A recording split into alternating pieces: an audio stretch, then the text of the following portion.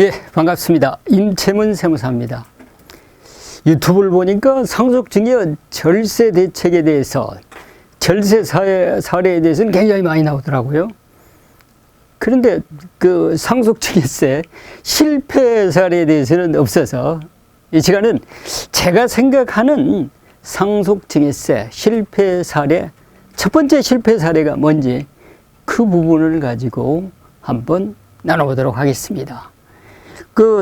세법을 잘 아시거나 아니면 상속증여세법을 어느 정도만 알아도 이런 부분들은 실수를 안 할 텐데 전혀 우리 상정법에 대해서 이해를 하고 계시지 않는 우리 일반 시청자들은 이 부분 상속세를 이렇게 절세 대책에 대해서 구체적으로 세무 전문가에게 도움을 받지 않고 이렇게 자기 재산을 처분하거나 아니면 승인하거나 그렇게 됐을 때 어떤 문제가 생기고 세금이 얼마만큼 더 나오게 되는지 이 시간 구체적으로 한번 살펴보도록 하시죠. 상속 개시 전에 제가 양도하는 경우 이 부분은 제가 실제로 겪은 사례인데요. 제가 주로 여기서 강의한 내용들은 30-40년 동안 상속증여 업무를 해오면서 겪은 사례들이기 때문에 쉽게 말씀을 드릴 수가 있는데요. 이 부분은 양도를 하고 이제 찾아오셔서 굉장히 제가 안타까웠던 부분이기 때문에 한번 말씀을 드려보면요. 이 상속 개시 전에 이 상가 건물을 가지고 계셨는데 부동산을 15년 이상 보유를 하다가 양도를 해버렸어요. 그러고 나서 이제 상속이 개시됐는데 이렇게 해서 양도를 하시려고 하면 미리 이렇게 절세 방법이라든가 컨설팅을 받았으면 훨씬 좋을 뻔했는데 아쉬운 부분이 컸기에 제가 한번 말씀을 드려봅니다. 양도가액을 이제 30억이라고 가정을 하고요. 취득가액은 10억입니다. 그래서 이게 상가를 15년 이상 보유를 했기 때문에 장기보유공제 30%를 하더라도 과세표준은 다른 여타 필요경비가 있겠지만 좀 그런 것들은 생략을 하도록 하고요. 과세표준이 이렇게 된다고 그러면 20억 이 양도 차익이 되는데 20억에 대해서 30% 빼니까 이제 과세 표준이 14억이 되는데 14억이 되는 거에 대한 양도소득세는 6억 7백이 나오더라고요. 그리고 이 잔액 23억 9,300을 가지고 있다가 상속이 개시가 됐어요. 그럼 상속이 개시돼서 배우자와 자녀가 있는데 상속공제는 10억이라고 보고 채무는 1,000만 원. 이랬을 때 상속 재산가액이 23억 9,300이다. 그럼 상속세는 3억 9,300 정도 나옵니다. 그래서 이렇게 3억 9,300과 그러면 양도소득세 합계를 하게 되면 먼저 살아생전에 양도를 하셨기 때문에 양도소득세 먼저 내야 되죠. 그리고 그 자녀 재산에 대해서 상속세 또 한번 내야 되잖아요. 그래서 상속세가 공교롭게도 10억이 상속세가 나온 거예요. 그럼 만약에 궁금하잖아요. 그러면 상속이 개시돼서 처분을 했다. 그럼 상속세는 얼마나 될까? 저만 궁금합니까? 여러분들은 궁금 안 하세요? 한번 보도록 하겠습니다.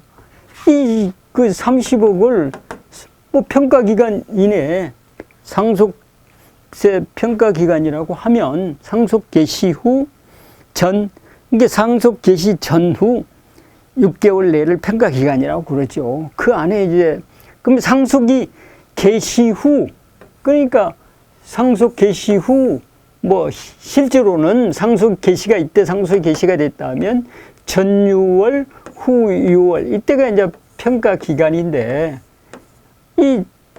후에 상속 개시 후 6개월 내에 처분했다 그러면 이게 상속재산가액이 바로 양도가액이 되겠죠. 그렇게 되면 상속세, 배우자 공제와 자녀 공제, 배우자 공제 5억, 자녀 일괄 공제 5억, 이렇게만 공제를 받는다고 쳤을 때 상속세 과세 표준은 뭐 이렇게 되는데, 그럼 상속세가 6억 3,600으로 이렇게 낸다고 가정을 했을 때, 그러면 그 세부담 차이를 알아봐야 되겠죠. 상속 개시 전에 아까 양도소득세와 상속세 합치니까 10억이 됐잖아요. 그 10억과 상속 개시 후 양도소득세, 상속 개시 후 양도에 따른 상속세 6억 3,600.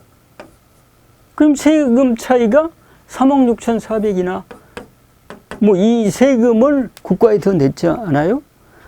물론 국가에 더 내므로 인해서 국가 재정 뭐 건전성 확보에 기여는 하겠지만 이 절세를 할 수 있는 부분을 절세를 못 했잖아요. 그래서 이 부분 뭐 절세할 수 있는데 이렇게 되면 절세하지 못하고 세금을 더 내는 그런 일이 생겼기 때문에 이 상속 개시가 언제쯤 될 것이다. 그 뭐 우리 그 재산을 가지고 계신 분이 연로하시다. 그러면 이런 부분에 대한 구체적인 절세 컨설팅이라든가 절세 방법을 알았으면 세금을 이렇게 많이 내는 그런 뭐 일은 겪지 않아도 되겠죠. 그러니까 상속 개시가 임박한 그런 연로하신 분들이 주변에 계신다. 그런 분들의 뭐 자제분이나 가족분이다. 그러면 반드시 그 재산을 처분하거나 아니면 그 재산을 인출할 때는 반드시 인근에 있는 세무 전문가들하고 상의를 하셔서 이게 그 절세 방법을 찾을 수 있으면 찾는 것이 본인의 재산을 지키는데 굉장히 큰 도움이 되는 거예요. 그러니까 이 부분 그 상속증여세 절세 실패 사례로 제가 가장 먼저 꼽은 것은 이런 사례에 대해서 제가 굉장히 저한테 와서 제가 상속세 신고도 해주고 또 이렇게 세무조서까지 다 마무리해 줬는데 제 기억에 가장 오랫도록 남는 세금을 많이 낸 사례, 이 부분은 뭐 조금만 세무 조력자가 옆에 있었으면 이렇게 과도한 세금을 내지 않아도 될 것인데 좀 제가 기억에 남는 가장 큰 안타까운 일이 됐기 때문에 여러분에게 말씀을 드립니다. 지금까지 이 강의를 들어주셔서 대단히 감사드립니다. 예, 반갑습니다. 임채문 세무사입니다. 뭐 이번에도 그 상속증여세 절세 실패 사례입니다. 이도 뭐 증여세, 뭐 절세 사례나 이런 것들 많이 있을 거예요. 제가 경험한 것 중에서 굉장히 이 부분도 안타까운 사례가 되겠습니다. 이 부분 왜 이런 결과를 초래했는지, 그리고 이렇게 그 증여세를 안 내고 뭐 상속으로 갔으면 세부담이 하나도 없는데 피치 못하게 사전 증여를 해서 세금을 많이 내게 되고 나중에 뭐 양도를 했을 때 또 양도 차익에 대한 그 세금도 많이 내야 되는 굉장히 안타까운 그런 사례가 되는데 어떤 사례인지 같이 살펴보도록 하겠습니다. 어떤 사례냐고 그러면요.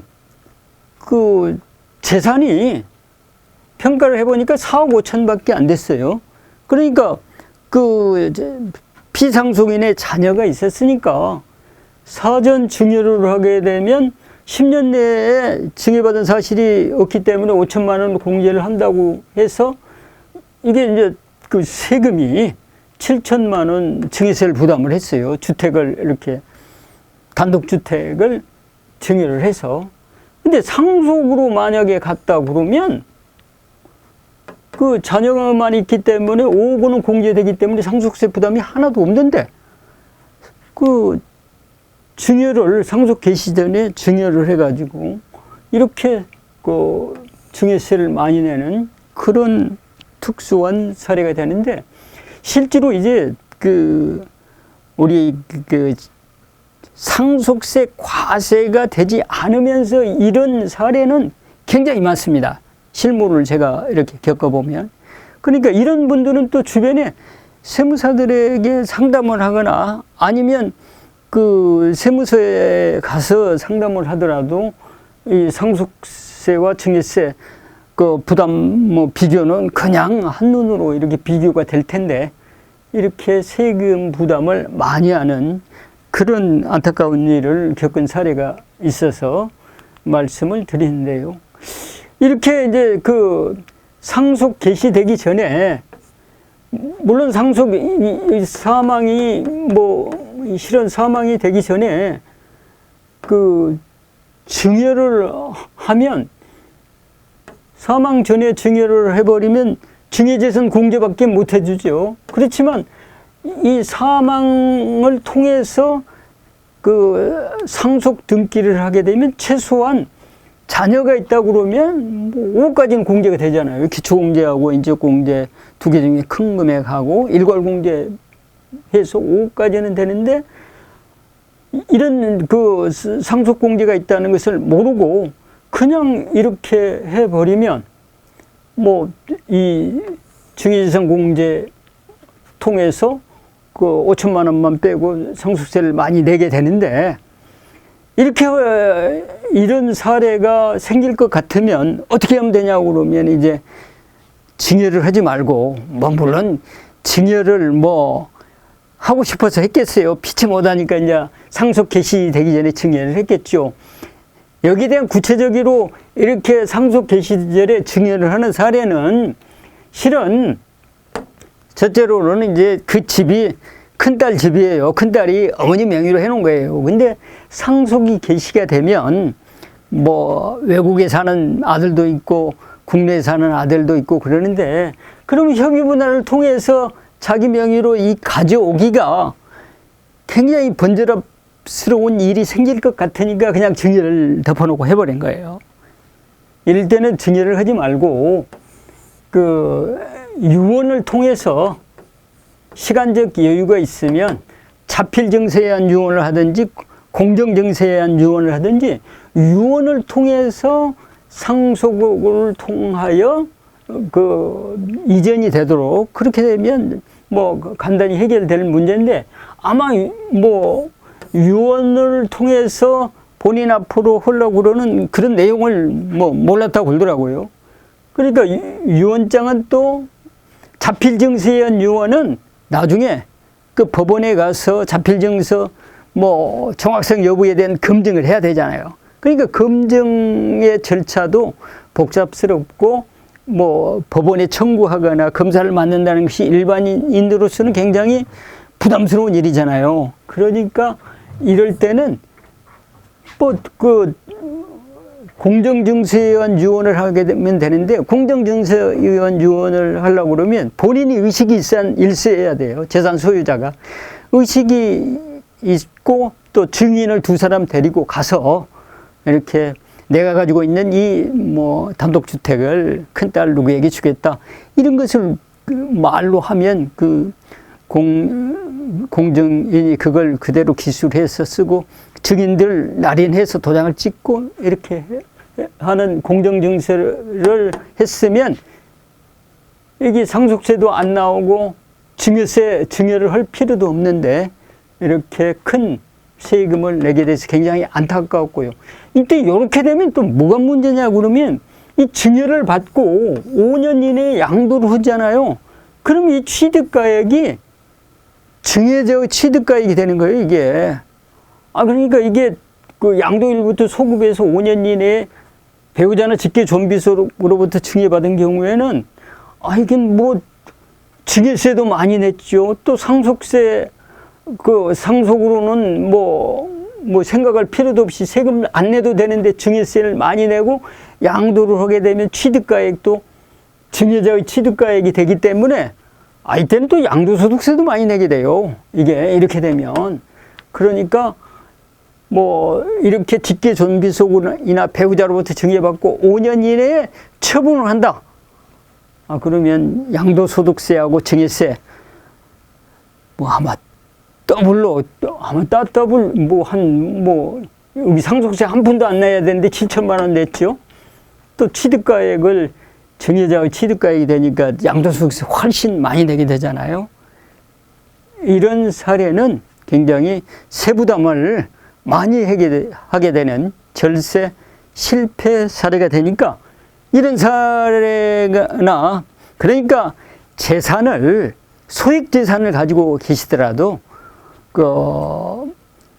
어떻게 하면 좋냐고 그러면 재산을 처분하기 전에 반드시 인근에 있는 뭐 세무사에게 가서 이 재산을 뭐 이렇게 증여하는 게 좋은지 아니면 상속을 통해서 넘겨온 게 좋은 건지 상속세와 증여세를 비교를 해보고 이렇게 증여를 받거나 상속을 받는 것이 훨씬 유리하니까 법을 몰라가지고 많은 재산을 가지고 있지 않으신 분들이 법을 몰라서 무지 때문에 세금을 많이 내는 그런 일은 겪지 않도록 하셨으면 좋겠다 싶어서 그런 점 좀 유의하시라고 제가 이 시간에 실패 사례 두 번째로 말씀을 드렸습니다. 감사합니다.